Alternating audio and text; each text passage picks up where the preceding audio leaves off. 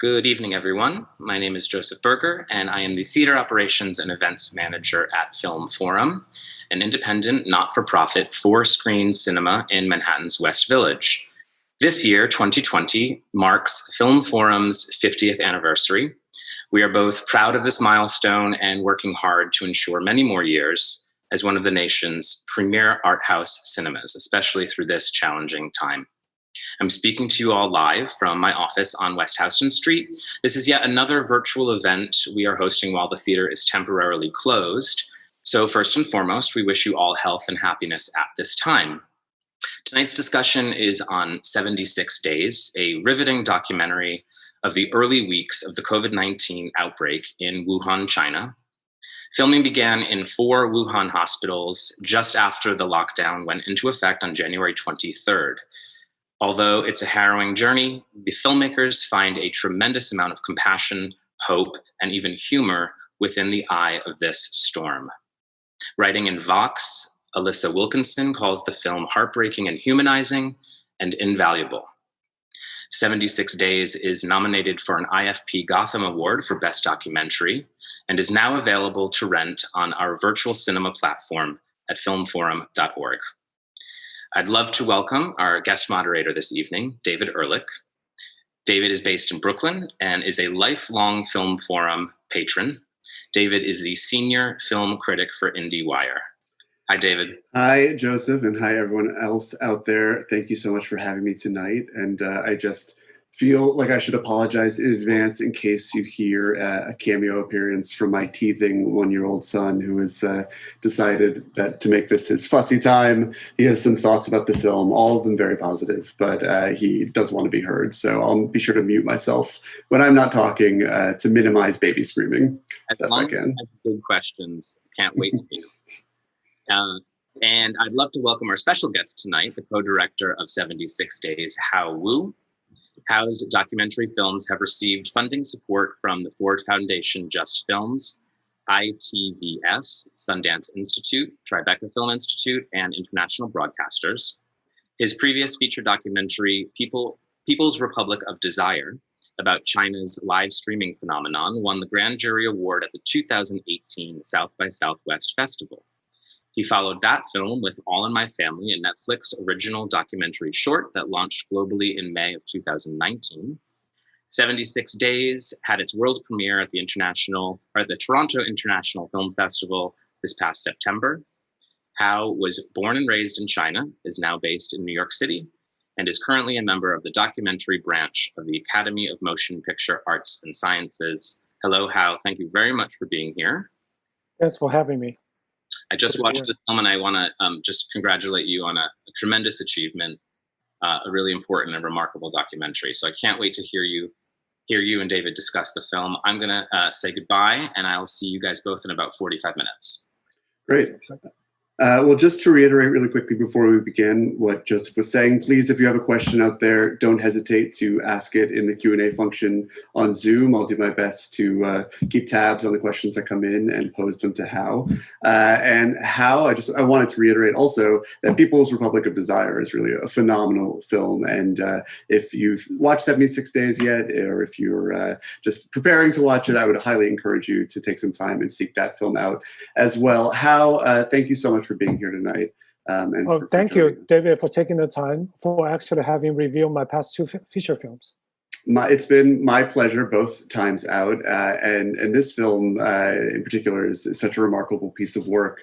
I hate to start our discussion tonight in the most obvious of places, but I think given the remarkable circumstances under which this film was made, there really is nowhere else to begin other than to ask you about the logistics of putting a film like this together, the genesis of the project, and how it came that you were making a film that's in the heart of the Wuhan lockdown from your home in New York City, and I know also some time that you spent in Atlanta.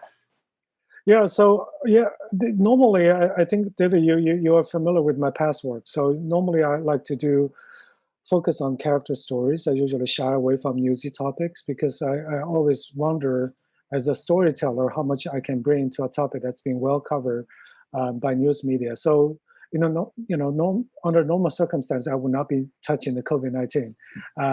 Even back in January, when we heard about this kind of new SARS-like pneumonia happening in China, I mean, I was joking with my filmmaker friends in China. I was like, why don't you guys do it? You guys are in China. I'm so far away. But then strangely, COVID-19 has become very, very personal. First of all, back in November last year, we made plans to take my kids and also my partner. The four of us were planning to fly back to China for Chinese New Year because both my parents have late-stage cancer. They are living with my sister's family in Shanghai, so I want to spend as much time with them as possible. But 24 hours before departure time, our departure date was January 23rd. So 24 hours before that, we learned about this impending lockdown, and we're just very confused. And like, what does it mean? Does it mean the government has completely lost control of the situation? Because before that, all we've been hearing is that the situation is fine, it's under control. But why this such a drastic measure of locking down entire city of 11 million people and plus some surrounding areas as well? Or does it mean the government knew what they were doing, so that's why they are willing to do this, sort of do this? But then we debated like for over 4 days, 6 hours before the departure flight departure time. We canceled the ticket for the other three. I flew back to Shanghai by myself. And as soon as I landed, I just feel like a different country, different place, and completely different feel. It truly felt like I was in a Walking Dead film set because there was nobody. It's Chinese New Year, right before Chinese New Year. Supposed to be airport should have been full of people going home or coming back to Shanghai for the holiday. There's nobody, and then even though Shanghai was far away from Wuhan, but everybody pretty much, as soon as Wuhan was put under official lockdown, the rest of China went into voluntary lockdown as well. So nobody was visiting each other in Shanghai. The supermarket, every place was empty, and yeah, first of all, it was it's so bizarre. It feels so surreal. And at the same time, I spent pretty much 10 days just locked inside my sister's apartment, just scrolling through, trying to understand what was happening, what made it, the situation get so bad in China. And so when I came back to New York in early February, when a US network approached me, asked me, do you want to make a film about coronavirus? I just jumped out. I was like, this is really like affecting me. I'm really, really curious what's happening and how can it be, gotten out of control? Because at that time, we still thought it's primarily a China issue. We didn't realize it could become global. But later on, this US network dropped out, but still I continued. As I continued filming the production, my grandpa was diagnosed with late-stage liver cancer in February, and very quickly, in a month, he passed away. But I couldn't even visit him to say goodbye because by that time, China has restricted inbound travel. So all of this made this a very personal project for me to pursue. There's a lot to digest there. I mean, first of all, the U.S. network that you were involved with, did they drop out because the project was taking on a less localized scale, that it was becoming a problem that American viewers were dealing with on a personal basis and felt less, I don't know, it's like something that was unavailable to them personally? I don't know. I mean, obviously, when you talk to networks, right, sometimes I don't know what they told me was true or not, but I think later on, it was because I so attached to the Wuhan story because those are the people I feel emotionally connected to. I was doing a lot of researching elsewhere as well. I was talking to filmmakers in Madrid, Italy, South Korea, everywhere, right? And also I was preparing to film in New York. But I just get a feeling that the network wanted definitely a more global approach because by mid-March, it was obviously become a global pandemic. But then for me, I guess I keep on wanting to highlight more of the Wuhan story because I just feel like that's where my heart is to some degree. Yeah. And that tension must have been difficult for you because it was coming up as you had come back to the United States and felt, a world away from the epicenter of this pandemic, and you were compelled to make a story that was localized in Wuhan from halfway across the world. How did you begin to source material footage to combine and cut together a film, to find local filmmakers who were safely, to a certain degree anyway, able to get this footage?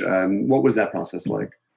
Yeah, so as soon as I said yes to the US network, I just reached out to my filmmaker friends in China as well as my reporter friends to find out who's on the ground in Wuhan covering the lockdown. It just because we have a relatively tight-knit documentary community in China, it's I think it's easier for me as a Chinese American filmmaker to gain their trust. So I was introduced to over a dozen. So I talked to them, they shared the footage with me. That's how I started. And then as soon as I saw my two co-directors' footage, I was just really like both shocked and entranced. Because by that time, we have read so much, at least in Chinese language media, about what's happening in Wuhan. You read about the horror. There are also being cell phone footage that's being shared on social media as well. But those tend to be very low res, very short. But with my co-director's footage, I just found it, they're so close. They're right there in the center of the storm. And so I reached out to them and said, can we work together? I mean, they were really happy, right? And initially they were really, really happy. And they were very trusting. So what they did is that because they were using cloud service in China to back up their footage every day, and so they shared the logins with me. So I would basically download, as soon as they upload, I would get an alert in New York, I would download it. But because of the Great Firewall in China, the download would take a while. So I'm always like 2-3 behind. But still, we would try to talk to them about what characters to follow, what maybe have better coverage this way. But to be perfectly honest, I think my two co-directors were making decisions mostly by themselves on the ground, because first of all, my whatever feedback will be too late. I'm always a few days late. Secondly, in the situation in the hospital is always changing. It was always chaotic. Whatever we think a main character could be interesting to follow, and then maybe the next day that patients may be transferred to a different hospital, or may have passed away. So my two co-directors actually, they never met each other. They were filming independently. So like the three of us, we never actually met in real life. We just started collaborating over the internet. And to this date, to the best of my understanding, have still only had one video call between the three of you. No, I only had one video call with either one of them. But I think I probably met up once, because I was trying to coordinate delivering some shotgun microphone to one of the co-director. The other one's helping. Yeah.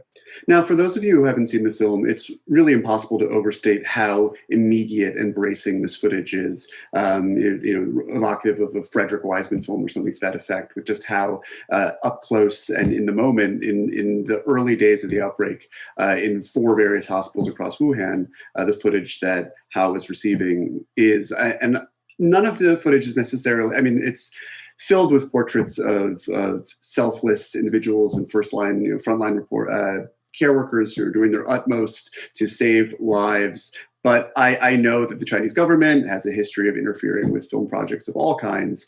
Was there any interference from the government? Did they cast any aspersions of what you were doing? And was that element something that you were trying to avoid in A, having one of the filmmakers remain anonymous, and B, needing somebody who was outside of China to assimilate all of this footage? I think definitely the creative direction of this project definitely evolved as we were doing production and post-production, as the geopolitical tension between U.S. China escalated dramatically in March. As soon as the virus hit the U.S., especially in New York on the East Coast, and President Trump basically keep on calling this China virus and Wuhan virus, China plague, and there's just a trying to blame China for having quote unquote started everything, and China aggressively, it become extremely aggressively defensive, and it also started to tightly control any kind of narrative coming out of Wuhan about its COVID response. And the beginning, at the during the lockdown, it was absolute chaos in Wuhan. So even though on paper, only medical professionals, patients, and reporters could get into hospital, but in reality, anybody who have a who's working, who's a reporter, who have a reporter badge, can talk to any hospital chief as long as the hospital chief allows that person to get in, and that reporter can roam freely inside the hospital because nobody has the time or energy to watching over their shoulders. So when I started working with my two co-directors, and that time was before the geopolitical tension escalated. So we actually were talking about filming whistleblower doctors, some of the early whistleblower doctors, and really trying to figure out the web market, for example, to go to the web market to film, and also to find out really some of the early cases. Where did it start? Because there was already theories about the virus really didn't start in the web market. Web market is where it transmitted. So we were all working these, in addition to my two co-directors filming on the front line inside the hospital, we were also thinking about how can we piece the puzzle together, essentially. But really quickly, a couple things happened. One is that we realized because the city was under lockdown, because the government quickly restricted any access to places like the web market, to two hospitals that were the hardest hit. Because in those two hospitals, including the hospital where the famous Dr. Li Wenliang, who was the whistleblower doctor who later passed away, died from COVID-19, nobody could get inside there. And then secondly, whatever we could get access to, we actually did film two whistleblower doctors, not Dr. Li Wenliang, but two other whistleblower doctors. But by the time we got to them, it was already a little too late. I mean, their day-to-day job there's not much action going on. And also these doctors have accepted so many media interviews. And for us, it's like whatever we add to the film, it's not going to be fresh. It's basically regurgitating, the media is already talking about. So that's when we started thinking about, rather than making this film investigative or political, we really, maybe what's unique about the footage we have access to, it's really the front line, the human stories on the front line. That's what's making it unique. So that's gradually how we shifted. But for a period of time, starting in late March, as China really tightened its media control, my two co-directors stopped collaborating with me. They were like, we worked together for a while, but we never met you. We don't trust you. We don't know where you want to take the film. You live in New York. If there's any issue with this film, we're not going to be, you're not going to go, you're going to have any issue, and government's not going to after you, government's going to come after us. Right. So they stopped collaborating with me. So for a while, I just, I drove down to meet up with my family in Atlanta during the 14 days of quarantine because I was going down.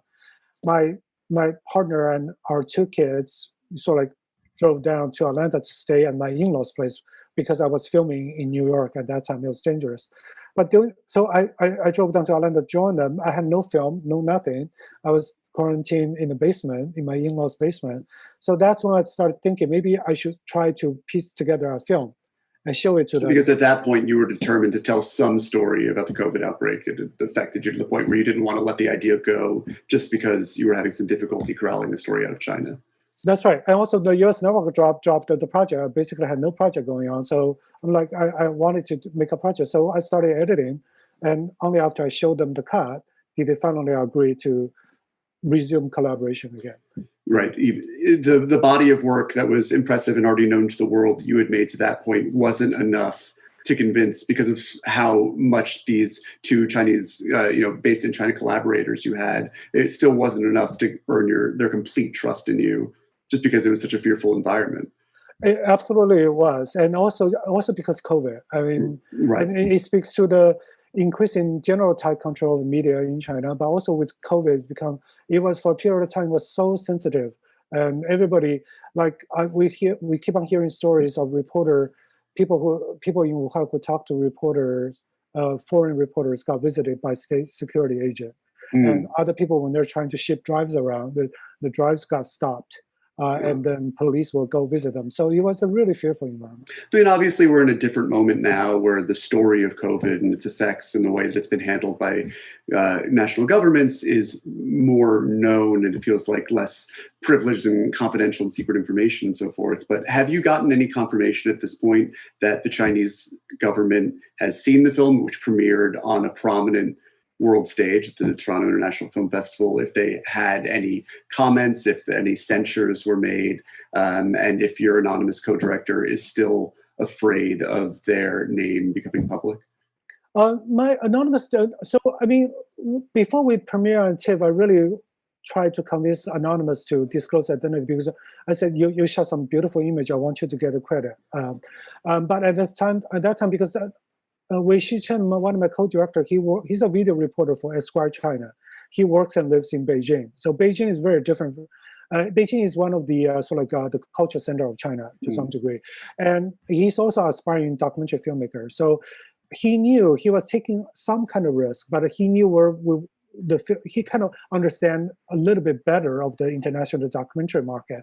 He didn't think he was taking much risk, but with Anonymous it's different because all his life, his entire professional career, he only worked for a state-owned newspaper in Wuhan.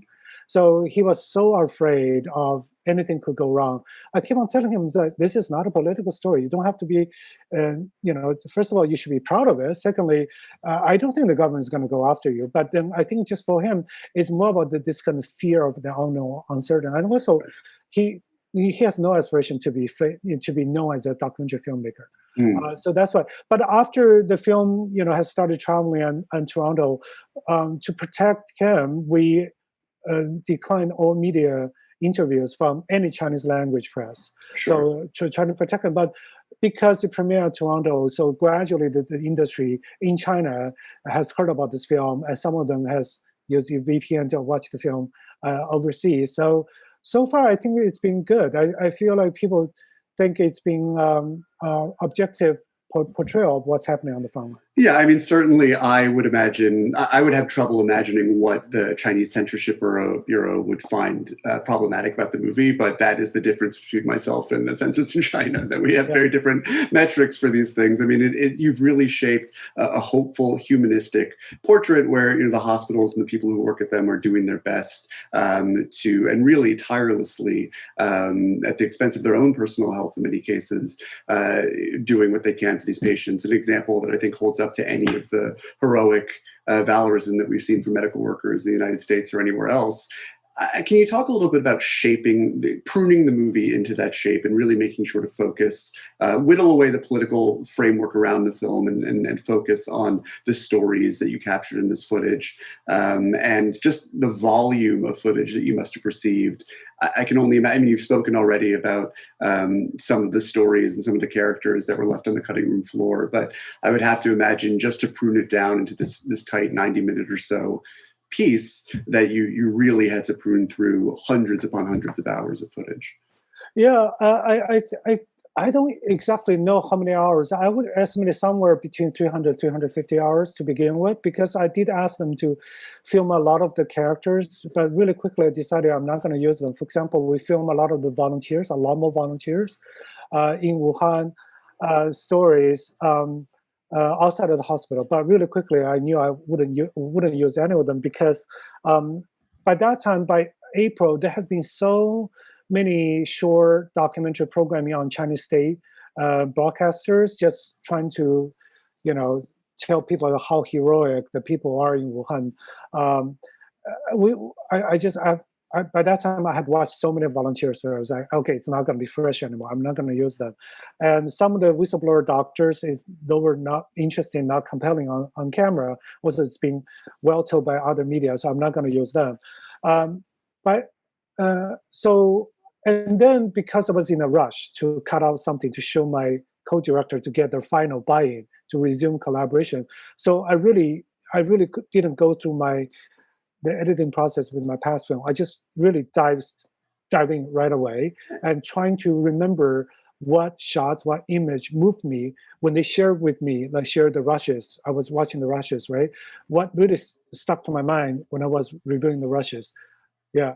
I mean, and I would imagine it's really difficult tension between, making a film that is meant to serve as witness testimony in the future, that is really this remarkable and essential frontline footage from the early days of this pandemic, but also the urgency to get that footage out to a broader audience as soon as possible, and sort of balancing making a movie that's meant to sort of live beyond this current moment with the race to just get it out there in time for the fall festival season so it's seen by as wide an audience as possible. How did you balance those two competing forces? I wasn't thinking about premiering in the fall, to be honest. My goal at that time was purely just I needed to finish a film. I needed to cut out a rough cut, so I don't waste months and months in the cutting room. And later on, my co-director says, "No, we still don't give you, we still cannot license the footage to finish the film." So yeah, I didn't have a timeline in mind, but like I was mentioning earlier, I just grabbed onto the few characters that left such a strong impression on me. I looked at all of the footage, try to pick out the little bit of footage, whatever footage my co-director has captured of them, with the exception of the old grandpa. Because Yeah. with the old grandpa character, my co-director, really followed him because he was okay. He wasn't sick, right? He wasn't in the ICU per se. So we have shot enough of him to build almost like a separate film just around him, right? But with all the other characters, because the nature of shooting in the ICUs, we actually we didn't know they were the main character until we reached the editing stage. So I had a very limited amount of footage for each character I was playing with. And also, remember at that time, my co-director were not collaborating with me. I really couldn't ask them to say, can you go back and do pick up interviews so I can cut in some interview? And also, can you go back to find out where they are now? I cannot do any of that. So Yeah. I was limited by the amount of footage they have shot, during the lockdown. And then that's all I could work with. So I have to work really fast, pick out everything that's associated with some strong characters I could tell, and then just trying to string them together into a film. And as we've said, for those of you who haven't seen the film, it is a rather, despite the severity of the subject matter and how much it's all a part of all of our lives right now, it may seem grim. It is a remarkably uplifting film in some respects because of just the valor of the medical workers that we see in it and how much of themselves they put into it. But at the same time, it is unsparing. It doesn't feel as if it's cutting corners to craft these hallmark sentiments about, what heroism looked like. I mean, we really see life and death in all of its various shades in this environment. But I wonder if along the way, there were moments of cynicism or moments of selfishness or something that you felt were not speaking to the more hopeful version of events you were hoping to cut together and that you left on the cutting room floor, or if to a person, the people who were in this hospital doing this work day in and day out were such, intrinsically noble characters that wasn't really an issue. I think this issue is complicated. I had a lot of discussion with my friends who are here, but who grew up in China. We had a lot of discussion about the medical system, healthcare system, because during normal times, the patients in China, usually they have lots of complaints about the healthcare, about their doctors and nurses. Sure.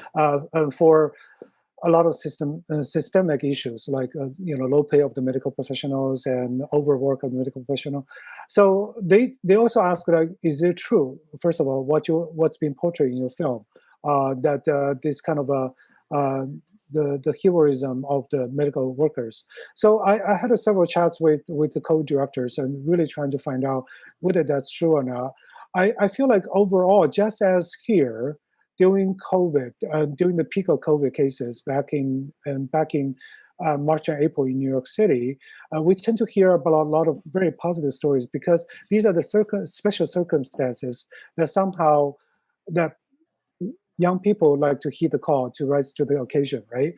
So there's some idealism in it.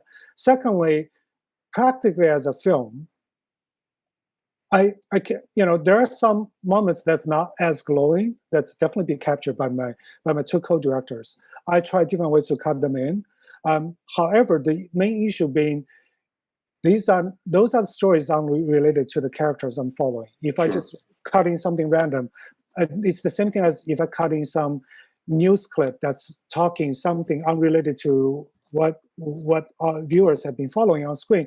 It's kind of distracting, and it's not as a film. Strangely enough, I feel like 76 Days continues my past focus on characters, on human emotions. So when I made a decision to really limit my lens on these group of people who try to help support each other to survive this, I wasn't trying to make the medical workers to look like heroes. That wasn't my intention at all. These are just simple human beings. Mm. They're being locked inside the hospital. They're trying to help each other to survive. That was my entire intention. And what's remarkable about the immediacy of this footage is the immediacy of the emotions that are felt by it. There's no context for the couple who give birth in the height of this pandemic. There's no context for the doctors who are calling the family members of loved ones who have died from a virus that people don't quite understand yet. These are things that would eventually, over the course of 2020, happen millions of times over across the world. But for these people, there just isn't that broader understanding of what's happening yet. And I think that there's an element of that in how you see them reacting to it. I mean, of course, if you're in that situation with a loved one, it's always going to feel like you're the only person to whom this has ever happened. But there's that lack of information. I mean, we've already learned so much. It feels like a real crystallization of that first moment. I mean, even the PPE they wear is so much more extreme than what doctors have adopted now. It does really feel like this inside I don't know, there's that freshness to it in a way. Yeah. Yeah, and also I like doing editing. I talk with my co-directors. We also talk about how much do we want to show the horrors, right, of COVID-19, the front line. So, but in the end, I just said we have to show everything. This is like a war. We need to show. We cannot shy away from tragedy.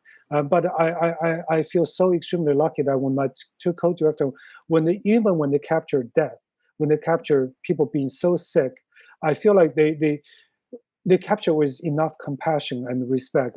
I hope it shows in the film. It absolutely does. I mean, we have a question from one of our attendees who asks, was there anything you were worried wouldn't translate well, be it healthcare attitudes or interactions, to a Western audience? I feel like as I make more and more film, I'm less and less concerned about whether certain elements would translate. I think,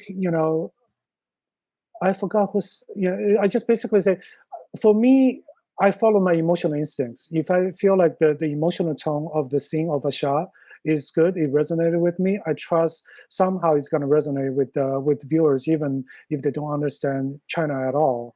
And obviously there are certain scenes that made into the early cut we cut out later, because to understand the irony or emotion will require a lot of cultural understanding. For example, like we cut out a scene where all the medical workers got together to celebrate in the outdoor. It's a big celebration going on. There was a lot of people crying, hugging each other as they are about to leave Wuhan. So that scene is just like, there's a lot of genuine tears, but also there's a propaganda-ish element to it. So in the end, I cut out that scene. It's too hard to make the cynical aspect, the cynicism come through. The irony, actually, it's the irony aspect coming through. So I was like, okay, I'm going to cut it out because I don't want to mislead the viewers. Right, and now America has all too much of its own cynicism around COVID-19 that I'm sure you're aware of, and you have a unique perspective in terms of having really seen this footage from the front line, this raw footage from China, but also being here in the United States and having filmed some of your own footage here in New York at the height of the pandemic earlier this spring.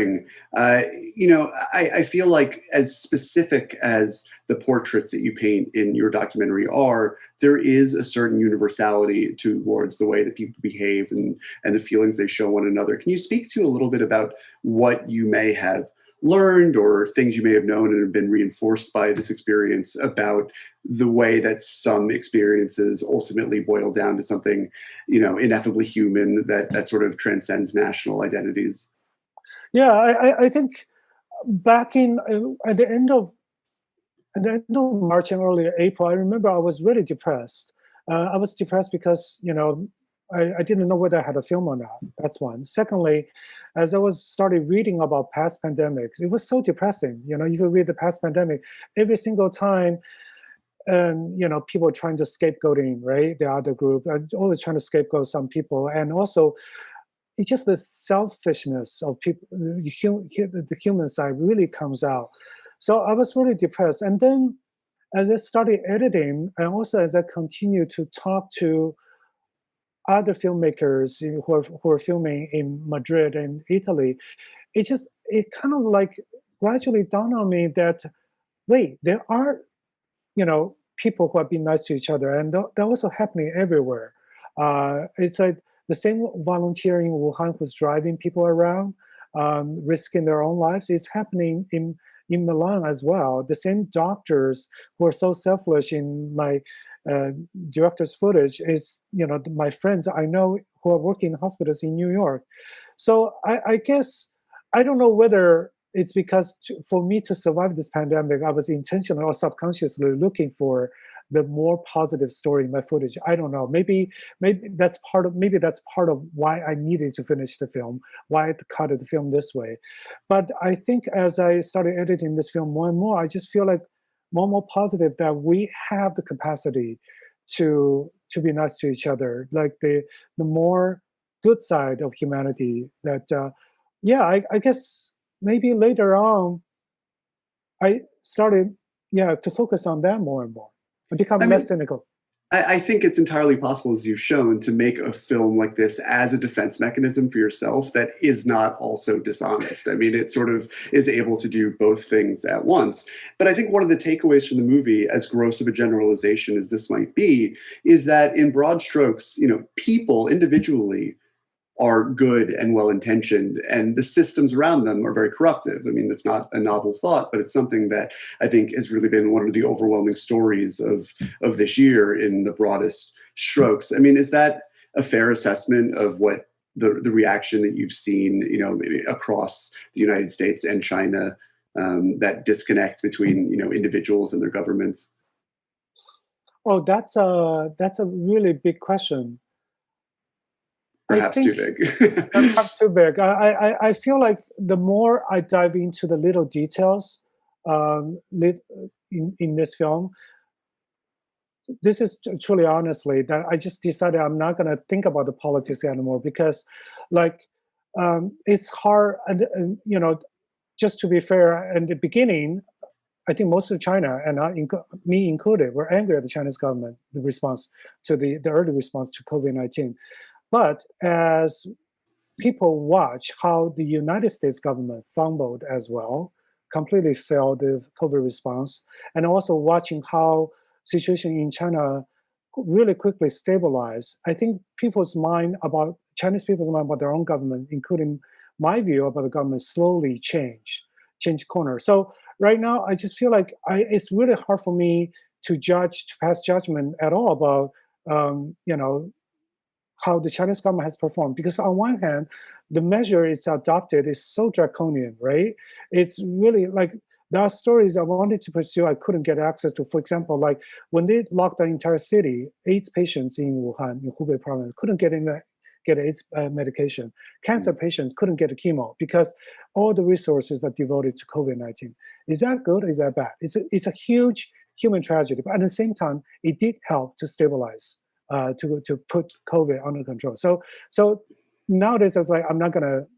That's somebody else's job to really a year from now to look back and look at the plus and minuses of all the cumulative actions of each government.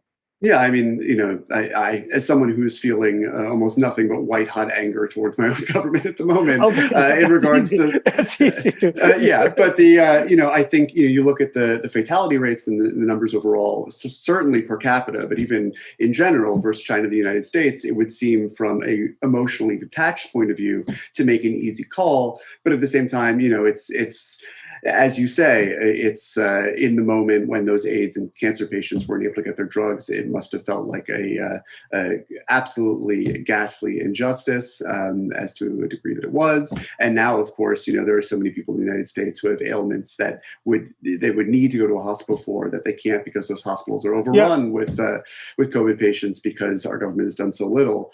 It's kind of a damned if you do, damned if you don't argument.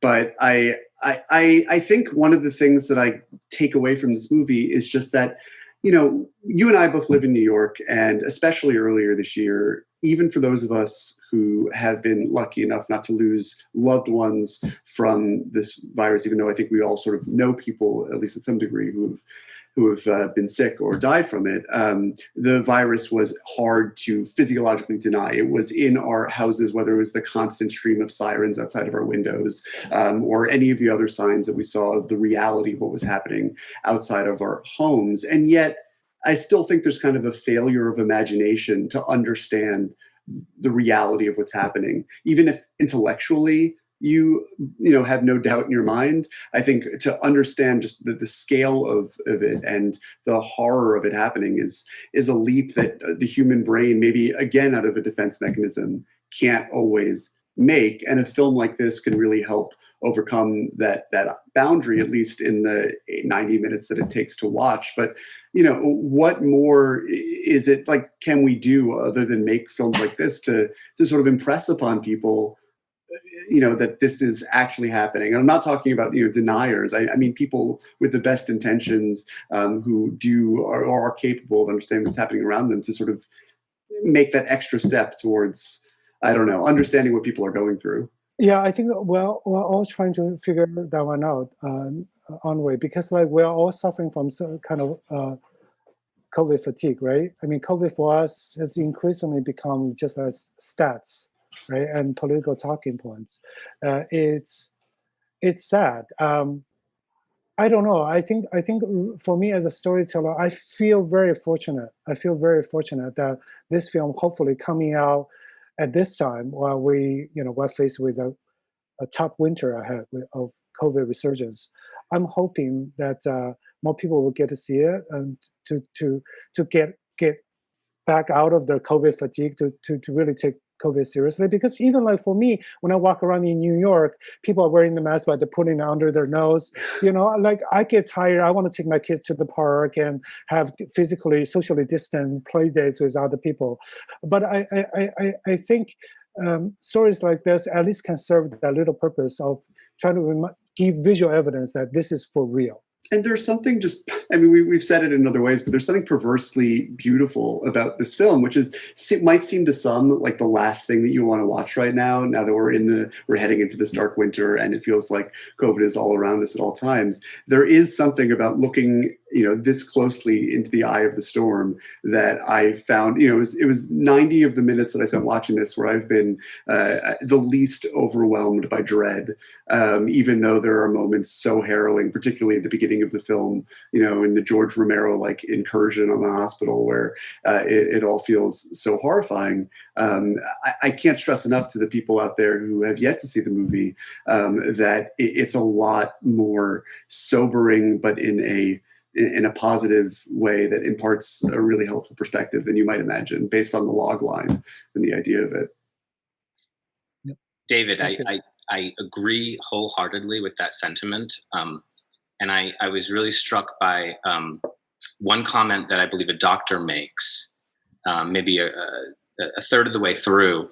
The doctor says that this is a once-in-a-lifetime opportunity, and it's our luck to encounter it. And I thought, for me, that was such a moving moment because with your film, how you gave all of us this opportunity to encounter this once-in-a-lifetime moment. And I was also struck by when you were talking about the process of making this film, we got so close to something happening on the other side of the planet because of where we're at technologically. I mean, the three of us are having this conversation and there's a humanity we can experience with one another and an empathy that we can finally begin to try to have and understand because of this moment we're in where we can do this technologically and we can quarantine but we can also get really close.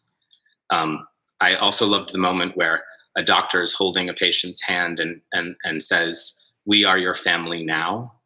That really moved me, and I think it speaks to what David was just talking about. You've provided us a wonderful moment and chance to empathize. So I wanted to thank you for that. Thank you. That was also my favorite moments in the film as well. David, thank you so much for doing this. My pleasure. Thanks for having me, and it's great to talk to you, Hao. Thank you, David. I hope I see you in real life soon. Yes, that'd be great. Same. Bye, Hao. Thank you very much. Okay. Thank you, David. Bye. Thanks, Joe. I also want to thank MTV Documentary Films, Michael Tuckman, Susan Norgett Film Promotion, Cinetic Media, and everyone on the Film Forum staff who helped put this event together, especially our premieres programmer, Mike Majori, and our director, Karen Cooper. If you have yet to see 76 Days, please consider renting it on our filmforum.org virtual cinema platform. We are proud to present a dynamic selection of premieres, including documentaries, world cinema, American independence, as well as restored classics. Finally, please stay connected to us through our email newsletter and our social media handle, Film Forum NYC, on Facebook, Twitter, and Instagram.